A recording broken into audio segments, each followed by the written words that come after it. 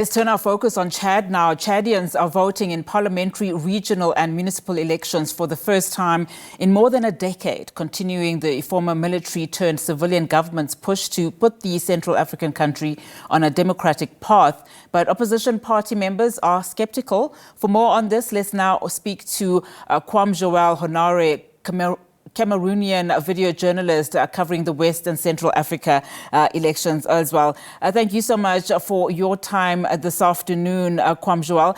Let's now talk about what's happening today. Just give us a sense of how the elections are unfolding. I mean, it is an important moment for many Chadians, but the elections come against that backdrop of opposition parties not really trusting the process will be free and fair. In fact, they are calling these elections as a masquerade to keep the current party in power. Just talk to us about what's happening now. Hello, what you must know is that the vote started early this morning at 6 all over the country. But the fact is that everywhere the polling station are empty. There are no people there show out. There is a lot of queue in the poll that we have been visited with our cameramen in the town of Bangui, in the town of N'Djamena, and other places in the country. Less people go out to vote because according to them, they are saying that they are waiting nothing from the current government because, the main opposition party, the one of Success Master Les Transformateurs, have been called since for the boycott of this election, saying that Chadian needs new people, new faces, which can be able to bring something else to the country, because the country has been ruling for over decades by the father Idriss Déby Itno, and now the country is being ruled by his son.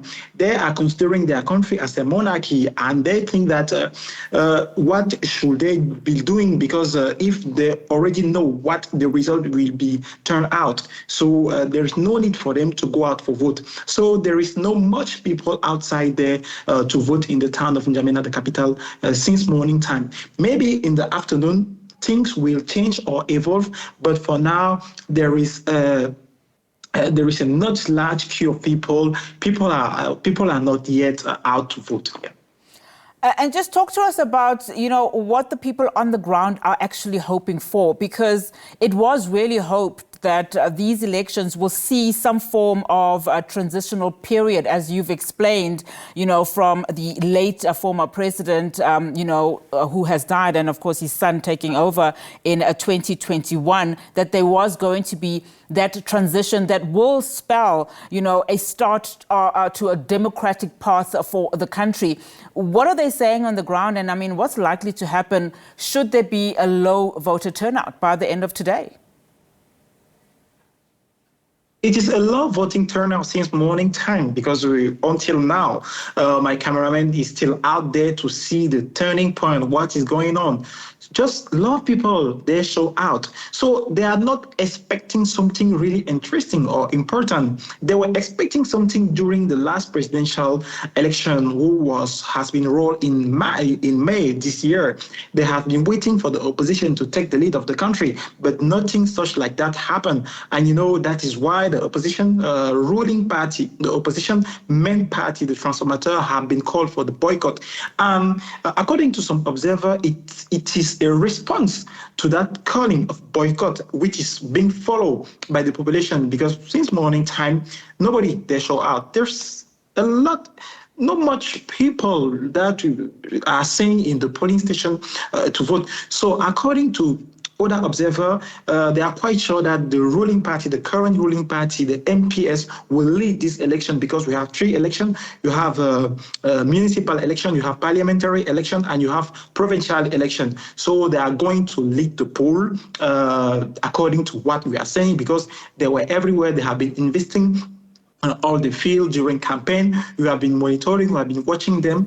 So it is quite clear that they will be claiming their victory after this election, and things will still be the same. And according to some critics, things will never change in Chad since we will have the same result as the presidential election. Just talk to us about, as we wrap our interview, about the dynamics, for the country, what most of the Chadians are facing currently and living conditions at the moment. We know, of course, that region is also war-torn and there are concerns in the neighboring countries, at least from a security and safety perspective. There is a concern about security. The Chad is facing a lot of security threat from the rebel in Sudan, from the Boko Haram troop. You remember that a huge and massive attack has happened in the Lake Chad region, and more than 15 Chadian soldiers have been killed by sectarian Boko Haram. So the country is facing poverty. There is a huge poverty in the country, especially in the town of N'Djamena, in the south of the country. It is a quite divided country. You have people who are very rich and you have people who are very poor, and they have been confronted to that crisis. There is a lot of refugee people who are even living inside the town of N'Djamena, and the people are in serious need. They are really in quest of change because, according to them, we have been speaking with some of them. They say nothing's going on. The capital city in N'Djamena is not changing. Things are remaining the same. We are suffering. We have nothing to eat. We are living in poverty.